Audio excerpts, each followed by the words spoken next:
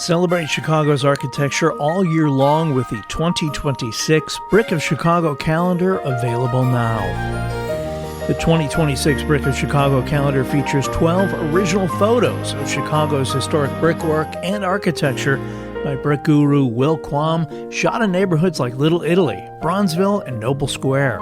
Each calendar comes with a custom letterpress cover designed and printed by Star Shape Press in Ravenswood. Celebrate Chicago in 2026, brick by brick, and support Chicago artists and Chicago history. Pick up a copy of the Brick of Chicago calendar for yourself and grab a few for gifts at brickofchicago.com. I'm behind on thanking the people who helped make this show possible by using the Buy Me a Coffee link to send me virtual coffee. Don't you dare skip this. At the top of the list, Selena Blackwell, who enjoys the podcast so much she committed to a monthly donation. So great. Thank you, Selena. Kathleen Sprengel, who circled back after buying coffees a few months back to re-up with this note attached.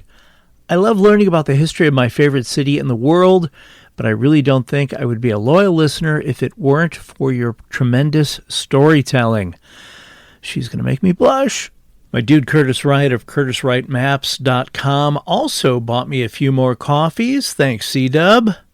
Dwayne S. threw a few coffees my way. Dwayne and I have traded messages on Blue Sky, and I feel like I'm learning more from him than he learns from the podcast. Brantley Ricks contributed some Java and included this note. Thank you so much for these stories and your exhaustive research. My pleasure, Brantley. And my wonderful friend Lynn Drown sent 5 coffees my way and tried to hide her generosity by putting the word someone in the name spot. Thank you, Lynn. If you would like to show your appreciation for the podcast, you can do so for a one-time donation of just $5. Check out the Buy Me a Coffee link in the show's notes. Going forward, anyone who contributes more than one coffee at a time will get a personalized thank you video from me. You can actually pay more to not get a thank you video from me. Of course, money is tight around the holidays for most people, so even if you can't contribute, it really means a lot to me that you tune in every week. So, thanks to all of you. And now, on the afternoon of Friday, December 8th, 1972, at exactly 2:28 p.m. Central Standard Time, a Boeing 737-222 jetliner carrying 61 souls from Washington, D.C. to Chicago crashed into a residential neighborhood on Chicago's southwest side, obliterating 5 homes and forever scarring the tight-knit community of West Lawn. This tragedy would become one of the most controversial and mysterious aviation disasters in American history, not only because of the series of issues that caused it, but also because of who was on board and what investigators would find in the wreckage. Today we're talking about the crash of United Airlines Flight 553 and the conspiracies that followed. I'm Tommy Henry, and this is the Chicago History Podcast.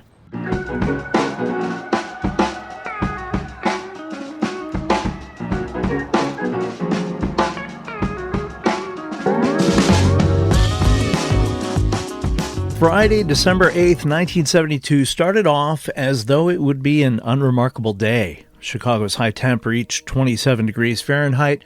The low would sink to 20. Fog rolled through the city, and light snow dusted the neighborhoods. For area residents and workers at Midway Airport, it was just another cold, wet winter day in Chicago. At City Hall, 70-year-old Mayor Richard J. Daley ran the city with the machinery of a political dynasty that had ruled Chicago since 1955. Now in his 17th year as mayor, Daley was at the height of his power as the last of the big city bosses. He controlled the machine that distributed jobs, paved streets, ran schools, and managed the police. He was the mayor, and Chicago was his. Yet, even as Daley held absolute power, national observers were beginning to whisper about cracks in his empire. In mid-December, the New York Times would publish an analysis titled, "Trends in Chicago Indicate Deterioration of the Daley Machine," noting that reform forces and opposition were beginning to emerge, even as Daley remained firmly in control. The 1968 Democratic Convention held in Chicago with Daley's machine on full display, and the police riots that accompanied it had marked a turning point. Daley's reputation nationally was beginning to shift. In his city, though, he still called the shots. In sports, the Chicago Bears were limping through a 4-9-1 season under coach Abe Gibron, a miserable year for a franchise that had once been among the NFL's elite. The one bright spot was quarterback Bobby Douglas, an exceptional athlete with an unconventional approach to the game. In 1972, Douglas rushed for 968 yards in 14 games. This was a record for any quarterback in a single season, one that shattered the previous mark of 530 yards held by Detroit's Greg Landry. Douglas's record would stand for 34 years until Michael Vick broke the 1,000-yard season barrier in 2006. Vick's record was broken in 2022 by Bears quarterback Justin Fields, who ran for 178 yards against the Miami Dolphins in November of that year. In the final Bears game of the 1972 season, just over a week after the crash we're discussing today, Bobby Douglas would run for 127 yards against the Oakland Raiders, a franchise record broken by Justin Fields in that November 2022 game against the Dolphins. Your move, Caleb Williams. As for aviation, in Chicago in 1972, it was wildly different than it is now. In the late 1940s and early 1950s, Midway Airport was the busiest airport in the world. Passengers streamed through its terminals in an endless tide, businessmen and vacationers, celebrities, and ordinary travelers. At its peak in 1959, Midway handled 10 million passengers annually. The runways were thick with traffic, with propeller planes giving way to jets, the roar of engines constant. For a moment in the middle of the 20th century, Midway was the gateway to America. Then came change in the form of technology, the advent of pure jet aircraft such as the Boeing 707, the Douglas DC-8, and their successors demanded something Midway could not provide: longer runways. These jets were larger, faster, and more fuel-efficient than their predecessors, but they needed runway lengths that Midway's infrastructure could not accommodate. Simultaneously, Chicago decided to invest in an airport that would be modern and unlimited. O'Hare Airport, located just northwest of the city, would have the space to expand and the runways to accommodate the future. By the early 1960s, Midway's decline was precipitous. Airlines abandoned it en masse, and from July 1962 to July 1964, the only scheduled airline flying fixed-wing aircraft from Midway was Chicago Helicopter Airways. The great terminal, once crackling with the energy of a continent in motion, fell nearly silent. The gates emptied. The walls echoed. Midway, the world's busiest airport just a few years earlier, had become a symbol of technological obsolescence. The city, to their credit, tried to revive it. In 1968, Chicago invested $10 million, that's slightly more than $93 million in today's value, to renovate Midway's terminals, and built the Stevenson Expressway to improve ground access. Airlines cautiously returned with smaller twin jets, DC-9s, BAC-111s, 727s, 737s, and other aircraft that could operate using Midway's shorter runways. By that year, Midway was handling about 1.66 million passengers, still far below its historic peak, but no longer a ghost town. The airport was experiencing something of a second act, though everyone knew it would never be what it had been. By December 1972, 4 years into its modest revival, Midway Airport remained secondary to O'Hare, which had become the world's busiest airport, handling 30 million travelers each year. A New York Times transportation piece from August 1972 titled "Tale of Two Chicago Airports, One Too Busy, One Too Slow," captured the contrast perfectly. Midway was defined by what it had lost: its glory, its centrality, its place in the nation's aviation hierarchy. It had become merely a regional airport.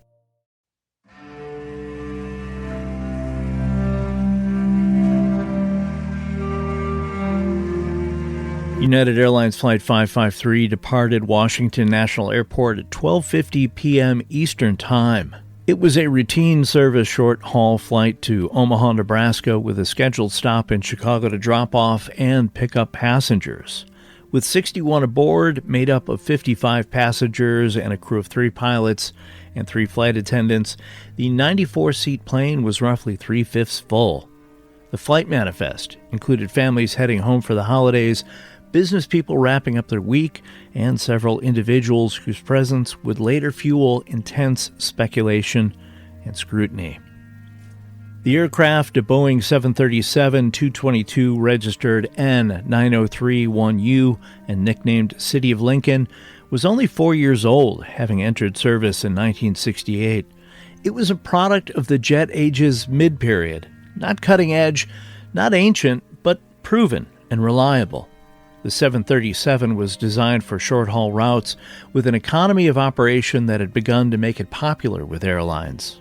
Yet, despite its common use, Flight 553 would become the first fatal accident involving the Boeing 737 family, a grim distinction that would add another layer to the aircraft's eventual history.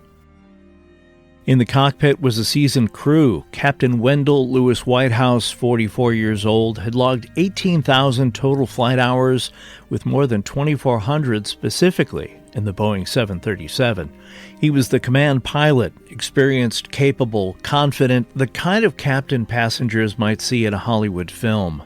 Supporting him was First Officer Walter O. Coble, 43, with 10,600 total hours, about 1,700 on the 737, and Second Officer Barry J. Elder, 31, with 2,700 hours of flight time, roughly 1,200 on the 737.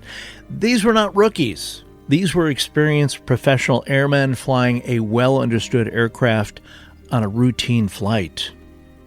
The cabin crew consisted of 3 flight attendants, Marguerite or Marge McCausland, who was nearing 15 years working for the airlines, Jean Griffin, 10 years of service, and Kathleen Durrett, who had been flying for 7 years.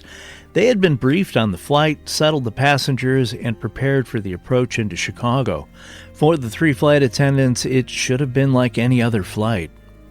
By the time Flight 553 began its descent over Indiana, weather conditions were deteriorating. Fog, drizzle, and light snow had reduced visibility to approximately 1 mile.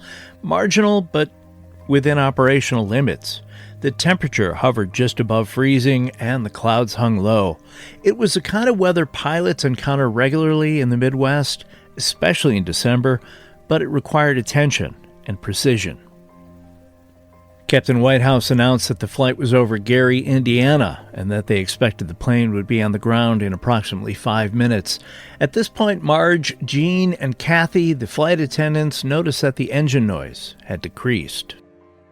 Chicago Air Traffic Control, monitoring the aircraft's descent, cleared the crew to descend to 4,000 feet and vectored them for a non-precision approach to runway 31 left.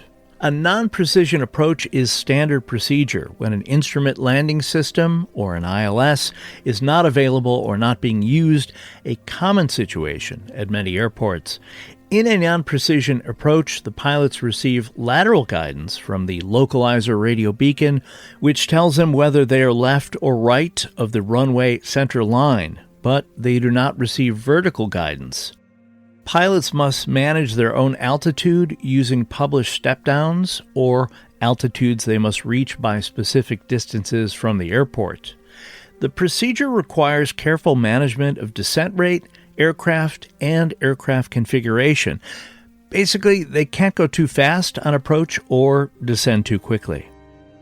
As Flight 553 turned on to final approach, radar data showed the aircraft running high, about 700 feet above the recommended altitude at the Kedzie outer marker, which the crew should have crossed at 1,500 feet mean sea level. In other words, the plane was coming in too fast and too high. To lose altitude quickly without building excessive airspeed, Captain Whitehouse deployed the wing spoilers, aerodynamic devices that extend from the top of the wings and disrupt airflow, increasing drag and reducing lift. Deploying spoilers is a standard technique to increase descent rate. The aircraft was now configured for descent. Landing gear down, flaps set to 30 degrees, spoilers extended. It was a combination that left little room for error. The Boeing 737, with all this drag deployed, was sensitive to airspeed variations. The stall speed increased.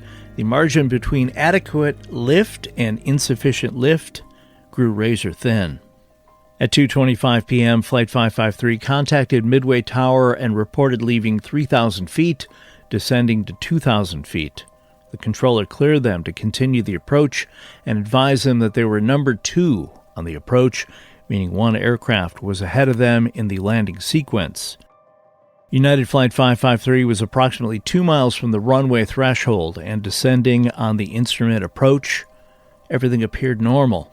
But then, at 2:27 p.m., the tower controller issued an unexpected instruction. United 553, execute missed approach. The controller had spotted an Aero Commander plane ahead on the runway and, concerned about adequate spacing between the two aircraft, ordered Flight 553 to abort its landing, climb, and circle around for another attempt. The instruction was routine. Pilots train for missed approaches constantly. It is one of the most fundamental maneuvers in aviation, a procedure that candidates practice over and over during pilot training, during type rating courses, during recurrent training every year. Every pilot, from the newest first officer to the most senior captain, knows how to execute a missed approach. The procedure is straightforward. Add full power, retract the landing gear, retract the flaps as appropriate, and climb to a safe altitude while following the published missed approach procedure. In normal circumstances, spoilers are also retracted as they create unnecessary drag during climb and prevent the aircraft from gaining altitude efficiently. But the crew of Flight 553 made a fatal error in the seconds that followed.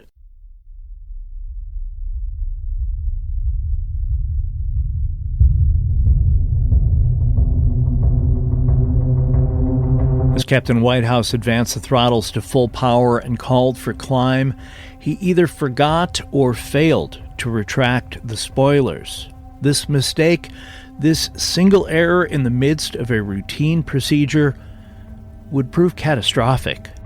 With the spoilers still extended, the aircraft couldn't climb. The engines roared to full power, providing 100% thrust, but the airframe remained trapped in high drag. The wings were being disrupted. The nose was pointed up, but the airplane refused to climb. The airspeed began to decay. The aircraft was slowing down, trading airspeed for altitude it couldn't gain. The stall speed, with spoilers extended and flaps at 30 degrees, climbed toward the actual airspeed. As the aircraft tried to level off at about 1,000 feet mean sea level, only about 380 feet above the ground, the airspeed continued to decay. The stall speed climbed. The margin between safety and stall narrowed to nothing.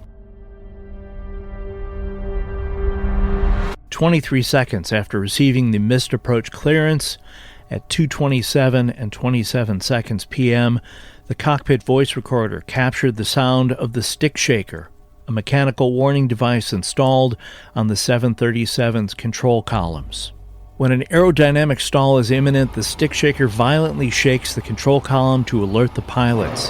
The sound is unmistakable, a loud, rapid clattering that continues as long as the stall condition exists. Flight 553 was experiencing a deep aerodynamic stall. The airflow over the wings had separated. Lift had been lost. The aircraft, despite full power and an upright attitude, could no longer fly.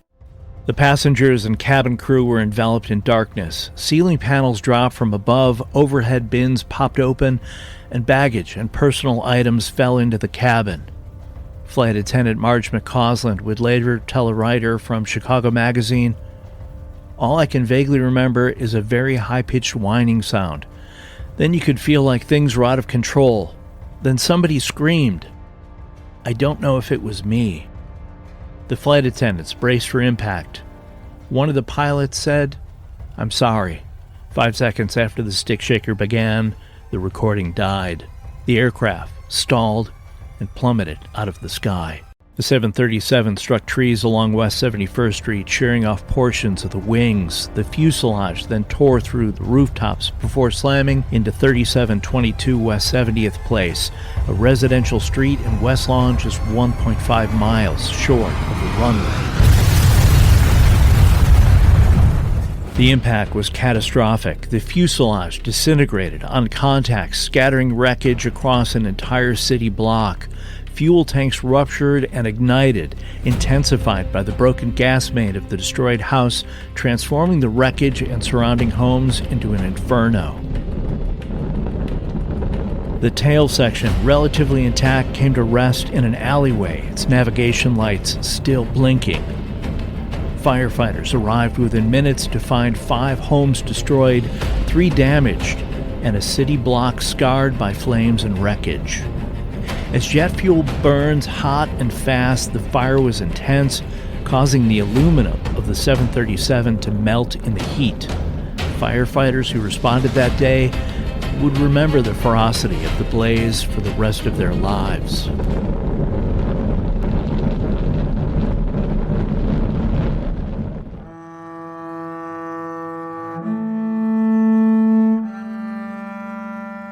"13-year-old Evan Cotter was changing clothes in his upstairs bedroom when the plane hit his family's brick bungalow at 3715 West 70th Place. I heard the plane approach," he remembered in an interview decades later, "and it got louder and louder and sounded like he was in takeoff mode. And after that, everything in the house went horizontal. Bricks flew through the house, broken glass. There were pieces of airplane in the house. My mother was in the kitchen at the time, and she said she saw the tail of the plane go by." Young Evan Cotter had survived, but just barely. Tom Wydra, then a teenager, was driving with friends near 71st Street and Hamlin Avenue when the sound of jet engines disrupted their otherwise quiet Friday afternoon. "We hear a loud roar of the jet engine that was something we'd never heard before," he recalled, "and all of a sudden we hear a giant thump, and we yell out, 'A plane just crashed.'" One neighborhood resident, Mary Morrison, said of the scene, "There was rubble everywhere. It looked like a war zone. It was like you were on a movie set, but it was really happening. You could see the tail section just sitting there with the light still blinking on it." Of the 61 people on board, 43 passengers and crew members aboard the aircraft died in the crash. Because of the time of day, many who lived in the neighborhood were away at work or school. That was not the case for 2 residents on the ground who were killed. Veronica Maggie Kuselich, 70, and her daughter Teresa Kuselich, 37, were on the porch counting change at their home at 3722 West 70th Place when United Flight 533 dropped from the sky. Both women were killed, along with their German Shepherd called Sapphire. Maggie Kuselich's other daughter, Dorothy, was working at a nearby A&P grocery store when a foreman told her of the crash and offered to drive her home. On the 40th anniversary of the crash in 2012, Dorothy shared with Chicago Tribune reporter Bonnie Miller-Rubin, "I cried until I couldn't cry anymore. I lost everything that day." In addition to the adult victims, 5 children and 2 infants, the youngest, only 8 months old, did not survive the crash. Also among the dead, Illinois Congressman George W. Collins, age 47, who was returning to Chicago to organize his 16th annual children's party in the 24th Ward. Collins took over for Ben Lewis, the 24th Ward alderman, killed at his office, which was discussed in episode 816 of this podcast. Collins left behind a widow, Cardis, and their 13-year-old son, Kevin. Also killed was CBS News correspondent Michelle Clark, 29, one of the first black women in network television news. Clark's family's decision to move into the then all-white neighborhood of Cicero, Illinois, sparked the Cicero race riot of 1951, discussed in episode 224 of this podcast. And Dorothy Hunt, the wife of convicted Watergate conspirator E. Howard Hunt. More on Dorothy Hunt in a moment. Miraculously, 18 people survived, mostly those seated in the rear of the aircraft, which had broken away from the burning fuselage. Among the survivors were all 3 flight attendants, though each suffered serious injuries.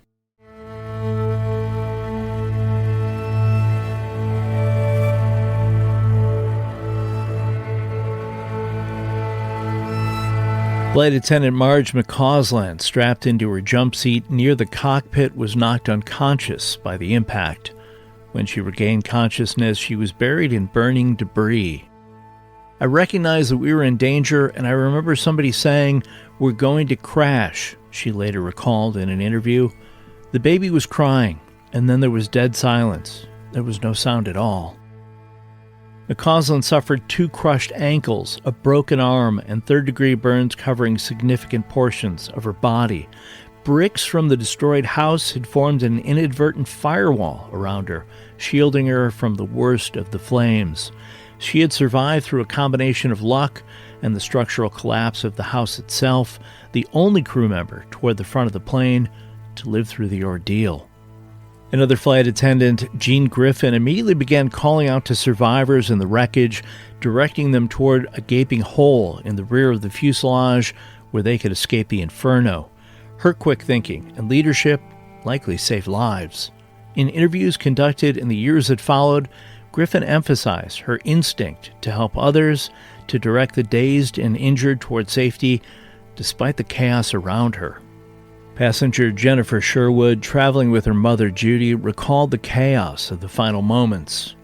"I remember everything going dark and the roof collapsing and kind of being thrown forward in my seat, folded in half almost," she said. In a 2022 interview for Chicago Magazine's 50th anniversary oral history, she described the escape. "Someone pulled on me to get me out, and my mom screamed for me to go. I think I didn't want to leave her side. I remember seeing a large, dark hole. I don't know if it was an exit door. There was a body at the doorway. I think it was a large woman with blood on her arms. To the left of that was just tons of fire. I remember no color except for fire." Sherwood was pulled into a nearby house by residents. "I remember going into the first floor of the house where people were extremely kind. They had this greenish carpet and gave me blankets to lie down on. They also gave me a yellow lollipop with a smiley face." Her mother Judy recalled the terror and determination of those moments.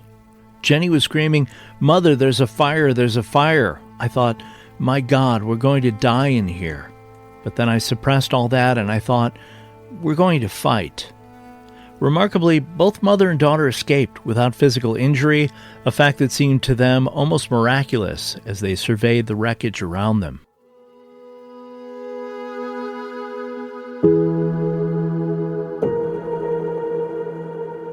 Within hours of the crash, teams from the National Transportation Safety Board, the NTSB, and the Federal Aviation Administration, the FAA, descended on the crash site. The wreckage was cordoned off, and investigators began the painstaking work of piecing together what had happened.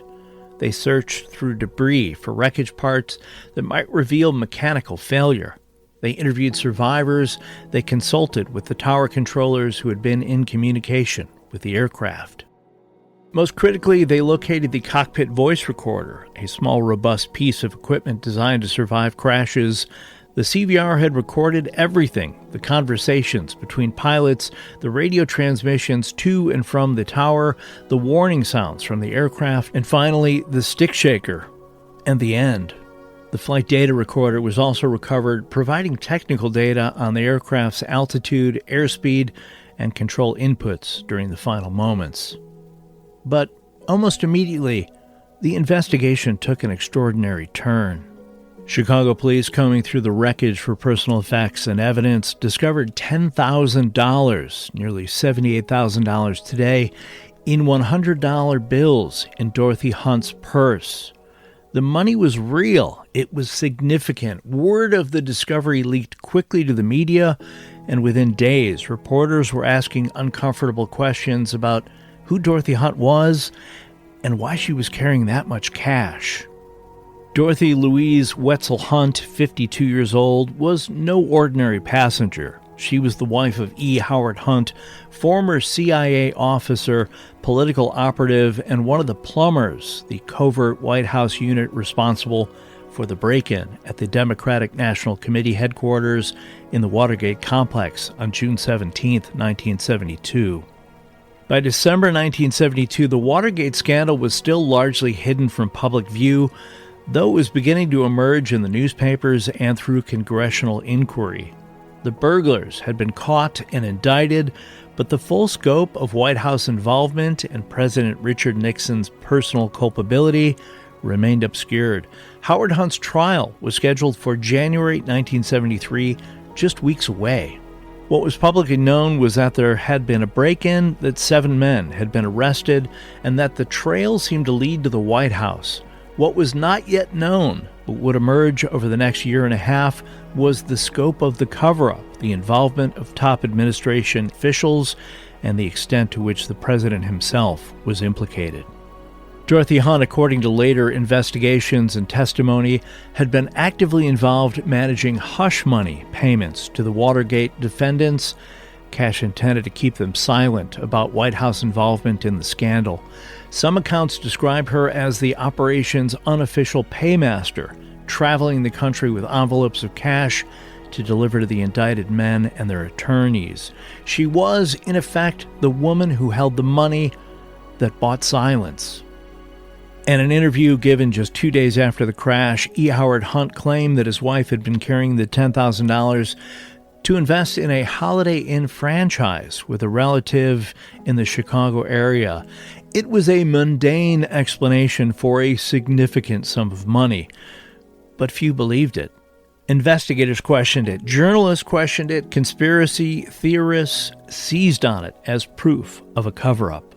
The FBI's rapid response at the crash site fueled suspicion further. When up to 50 agents arrived before the NTSB investigation team was even fully assembled, questions arose about their true purpose. Were they investigating the crash, or were they securing evidence related to Dorothy Hunt?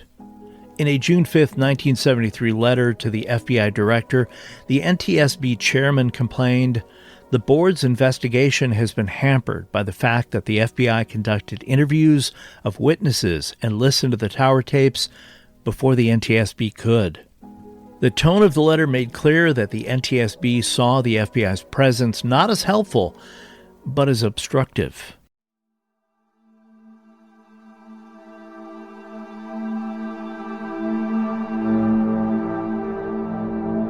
The crash occurred in the gap between the Watergate break-in in June of 1972 and the explosive Senate hearings in summer of 1973. The atmosphere in Washington was thick with paranoia, making the crash fertile ground for speculation. In the climate of suspicion and paranoia that characterized the early 1970s, enhanced by the Watergate scandal itself, hypotheses about the crash began to circulate. Some suggested that the CIA or White House operatives had planted a bomb on the aircraft to silence Dorothy Hunt. Others theorized that the plane had been deliberately tampered with before takeoff and that the altimeter had been sabotaged and the spoiler mechanism disabled. Still others claimed that the crash was orchestrated to kill Congressman George Collins, whose growing political influence supposedly threatened entrenched interests. Chicago researcher Sherman Skolnick emerged as the leading voice of skepticism. A legal researcher who had investigated judicial corruption and political conspiracies and was the founder of the Citizens Committee to clean up the courts, Skolnick alleged that the crash was not an accident, but deliberate sabotage. It was a hit ordered at the highest levels to prevent Dorothy Hunt and others from talking. Skolnick claimed the aircraft's altimeter had been sabotaged to give false readings that would trick the pilots into descending into the ground. He alleged that Hunt had been carrying not just $10,000 in cash, but $2 million in securities and sensitive documents, which he claimed were looted from the wreckage by government agents. He alleged 2 other passengers, James W. Kruger and Charles Blodgett, were also carrying incriminating materials, and that all 3 had been targeted for elimination. Skolnick also claimed a hitman was aboard the flight to ensure Dorothy Hunt died. He alleged the pilot was poisoned with cyanide, a claim debunked by the coroner, who noted cyanide is a common byproduct of burning plastics in post-crash fires. As for CBS News correspondent Michelle Clark, Skolnick argued that Clark was not just coincidentally on the same flight as Dorothy Hunt, but was there because she was actively working on a Watergate story. Skolnick claimed that Clark was preparing an exclusive CBS report on Watergate with inside information from sources connected to the bugging and cover-up. According to Skolnick, Clark had, quote, lots of insight into the bugging and cover-up, and, quote, through a boyfriend he described as a CIA operative, and through her friendship with Congressman George Collins, who also died in the crash. Skolnick asserted that Clark traveled with Dorothy Hunt on Flight 553, quote, doing an exclusive story on Watergate, implying that the two women were together in the first-class cabin, and that Clark was planning to interview or shadow hunt about the hush money payments and documents tied to the scandal. Skolnick held press conferences. He testified at NTSB hearings. He appeared on television and in print, weaving a complex narrative that contradicted the official NTSB conclusion. None of his claims found credible evidentiary support. The cockpit voice recorder showed no evidence of any deliberate action by the crew to disable the spoilers or any system failure. The flight data recorder showed normal operation until the moment of impact. The wreck showed no signs of explosives or tampering, yet the theory took root in a climate already poisoned by Watergate-era paranoia. The most striking acknowledgement of the crash's political explosiveness came from inside the Nixon White House itself. On the secretly recorded Oval Office tapes, presidential aide Charles Chuck Colson, a man who would later go to prison for his role in Watergate and then, like clockwork, became a born-again Christian, remarked to colleagues, I don't say this to my people. They'd think I'm nuts. I think the CIA killed Dorothy Hunt. Colson later insisted he had been speculating or trying to deflect blame in that conversation, a claim that journalists and historians have disputed. What the quote made clear was that even in the Nixon White House, the very center of power, the suggestion that the CIA had killed a woman to prevent her from testifying about Watergate seemed plausible enough to discuss, at least in private.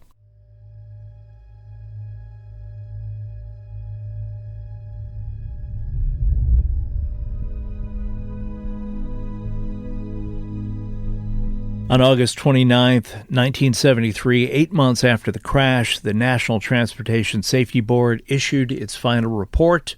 The conclusion was unambiguous: pilot error. The captain's failure to exercise positive flight management during the execution of a non-precision approach, the NTSB concluded, culminated in a critical deterioration of airspeed into the stall regime, where level flight could no longer be maintained. The investigation revealed multiple contributing factors. The first officer had failed to call out the decaying airspeed or the fact that the spoilers remained deployed, callouts that might have prompted corrective action.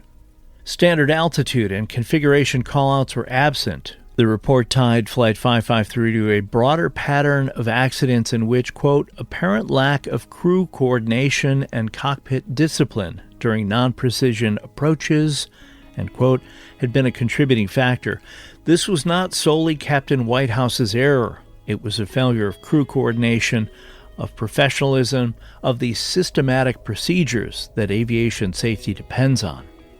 Critically, the NTSB found no evidence of sabotage, mechanical failure, or foul play. The cockpit voice recorder showed normal crew conversation, normal procedures, albeit with a critical omission, and no indication of anything unusual occurring until the stick shaker activated. The flight data recorder showed normal aircraft operation. As I mentioned a moment ago, the wreckage showed no signs of explosives or structural failure prior to the impact. The FBI, upon independent review, concurred. Information from the Federal Aviation Administration reflects no possibility of any cause of crash other than pilot error. Yet for many, the official explanation felt insufficient. The presence of Dorothy Hunt, the cash in her purse, the absence of any investigation into what she was doing on that flight, and the political timing all seemed too convenient to be merely coincidence. The crash had occurred at the precise moment when the Watergate scandal was poised to explode, before key witnesses could be interviewed, before the full truth could emerge. For those inclined to see conspiracies, Flight 553 appeared to be exactly what a conspiracy would look like.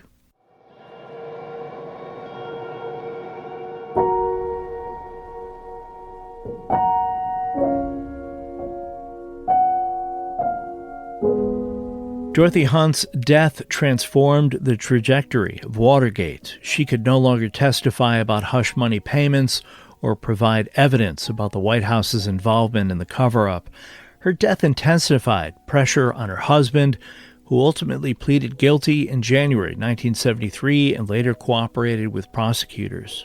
Hunt's cooperation helped unravel the conspiracy leading to Richard Nixon's resignation.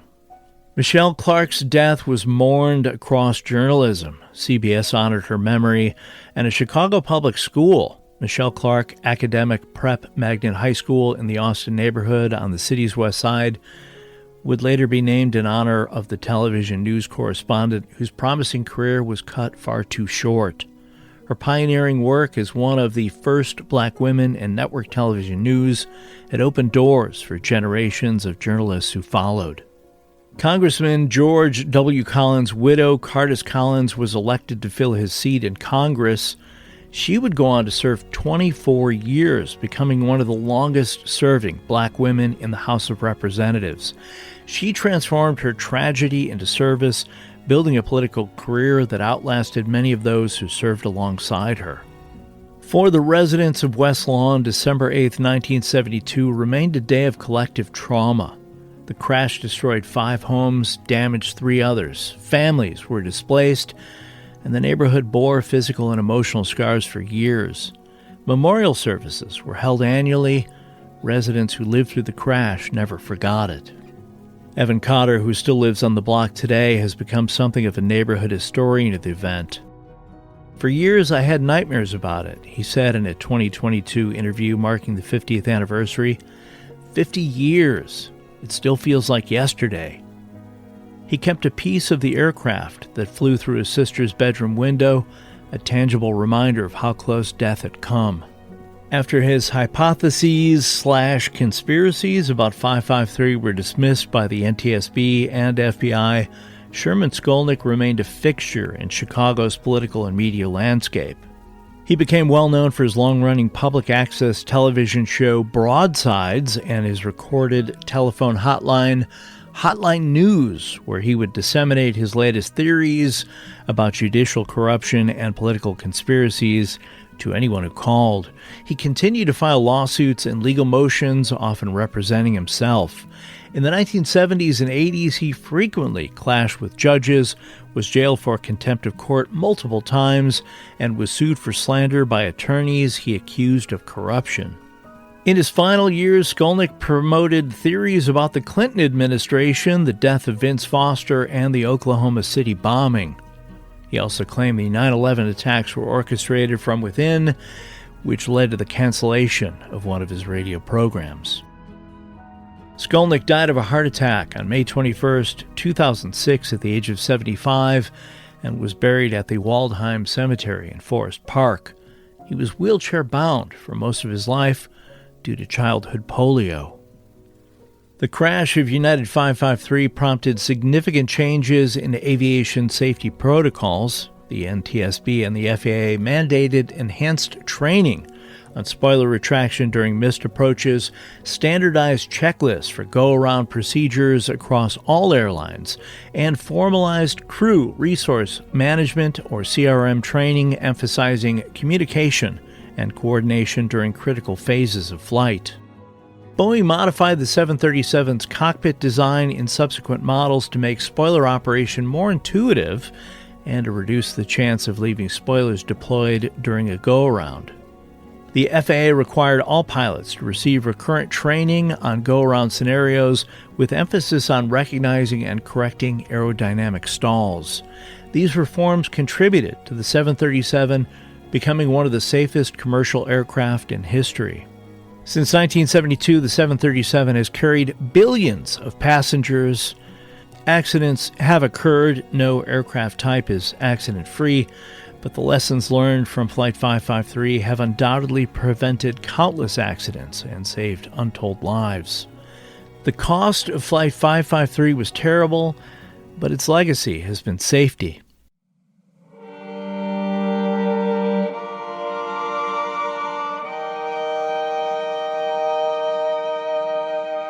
On December 8, 2022, survivors, family members, and community residents gathered in West Lawn to mark the 50th anniversary of the crash. A small memorial service was held near the crash site. As for conspiracies, there are some who still question the NTSB's conclusions about the crash, even 40 years after it happened.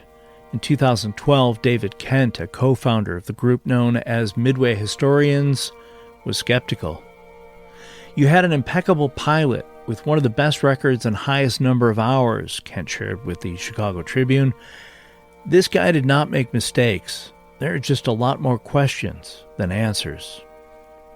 Dorothy Kuselich, later Dorothy Dubinsky, rebuilt a house on the lot where her sister and mother had been killed, living there until her death in 2018 at the age of 85. Flight attendant Marguerite McCausland recovered from her injuries and returned to visit the area 9 months after the crash, remarking, "I can't believe how fast they built it back up." McCausland eventually retired from United Airlines and settled in Ashburn, Virginia, where she and her husband Bob lived quietly before her passing in 2016 at the age of 80. In interviews, she emphasized gratitude and perspective. "I was very fortunate, and I'm lucky to be here," she said. "Life is precious. Live it the best way you can."